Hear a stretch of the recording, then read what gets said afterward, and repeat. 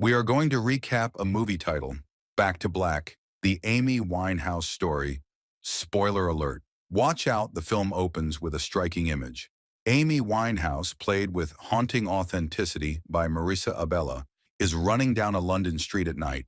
Her voice, smoky and vulnerable, overlays the scene. She's not just talking about music. She's talking about life, about pain, about what she hopes people will feel when they hear her sing. It's a promise and a warning. This is going to be a story about truth, no matter how messy. We're quickly transported to a lively family gathering. Amy is at the heart of it all, laughing, singing, and soaking up the love of her Nan Cynthia, played by Leslie Manville. Cynthia isn't just a grandmother. She's Amy's anchor, her biggest fan, and the person who first tells her that her voice is something special.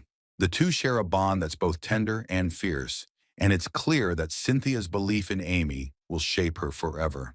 At the party, Amy takes the mic with her father, Mitch, and together they croon, "Fly Me to the Moon." It's a moment of pure joy, but beneath the surface, there are cracks. Amy's relationship with her mother, Janice, is loving but complicated, and there's tension with her brother, Alex. After the party, Mitch drives Amy home, and we see the first hints of the family dynamics that will both support and challenge her as she chases her dreams. Alone in her room, Amy pours her feelings into her notebook, scribbling the first lines of what will become What Is It About Men? Even as a teenager, her lyrics are sharp, honest, and unafraid to confront the messiness of life. The next morning, Amy's world changes with a single phone call. Her best friend, Tyler James, has sent a demo of her music to a record producer, Nick Shemansky. Nick is intrigued, but he wants Amy to fit into a mold. He asks if she can promote girl power the way pop stars like the Spice Girls do. Amy, never one to mince words, laughs off the idea. "I ain't no fucking Spice Girl," she says, making it clear that she's not interested in being anyone but herself. Amy's first big break comes when she writes and performs Stronger Than Me. The song is a hit, but it also causes friction with her boyfriend, who feels mocked by the lyrics. He storms out after her performance, but Amy and her friends just laugh it off. She's not here to please anyone. She's here to tell the truth. Soon, Amy signs with Island Records and releases her debut album, Frank. The music world takes notice, but the industry wants to change her. At a meeting with Island Records, Nick suggests that Amy stop playing guitar on stage so she can make more eye contact with the audience. Amy bristles at the suggestion, storms out, and tells Nick she needs to live her life before she can write more music. For Amy, art and life are inseparable. One night, Amy heads to a local pub, looking for inspiration and escape. There she meets Blake Fielder Civil, a charming, troubled soul who will become both her muse and her undoing. They play pool, flirt, and connect over music. Blake even plays one of Amy's songs on the jukebox, and for a moment, it feels like fate. But there's a catch. Blake already has a girlfriend. Becky Amy is hurt, but can't stay away. At home, she struggles with bulimia, a secret battle that adds another layer of pain to her life. When she confides in Cynthia about meeting Blake, Cynthia shares devastating news. She's been diagnosed with lung cancer. Amy is shattered, wandering the rainy streets in tears before returning to the pub to find Blake. In a bold, impulsive move, she kisses him in front of Becky. Soon after, Blake shows up at her house, and their passionate, chaotic relationship begins. Amy and Blake's romance is intense but toxic. Blake's cocaine habit worries Amy, but she's battling her own demons with alcohol. At another pub performance, Amy sings "Fuck Me Pumps," but Blake leaves to do drugs, leaving her feeling abandoned.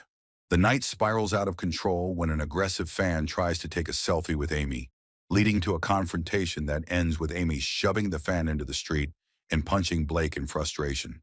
Blake, overwhelmed by Amy's drinking and volatility, decides to go back to Becky. Amy is devastated and spirals further, drinking until she blacks out and injures herself at home. Nick finds her and urges her to go to rehab, but Amy refuses, insisting she can handle things on her own. Despite the chaos, Amy's talent shines through. She begins working with producer Mark Ronson, and with Cynthia's encouragement, she adopts the beehive hairdo that will become her signature look. Amy travels to New York City, soaking up new experiences and channeling her heartbreak into music. She starts work on her second album, Back to Black, pouring all her pain and longing into the title track. In interviews, she explains that the song is about returning to darkness after the end of a relationship, a theme that resonates throughout her life. But as her star rises, Amy's personal life unravels. She develops a crack addiction, and Cynthia's death leaves her feeling more alone than ever. The loss is devastating, and Amy turns to Blake for comfort. They meet at the pub and rekindle their romance, but the cycle of addiction and heartbreak continues. Amy's fame explodes, and with it comes relentless media attention. Paparazzi hound her every move, and the tabloids feast on her struggles. Amy tries to find solace in her music, but the pressure is overwhelming. Her relationship with Blake becomes even more destructive. They marry, but their love is marred by infidelity, drug use, and constant fighting. Amy's friends and family try to help. Her father, Mitch, and her manager, Nick, urge her to get clean, but Amy resists.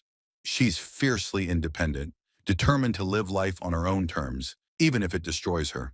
The film doesn't shy away from the darkness. We see Amy at her lowest, struggling with addiction, battling bulimia, and feeling trapped by her own fame.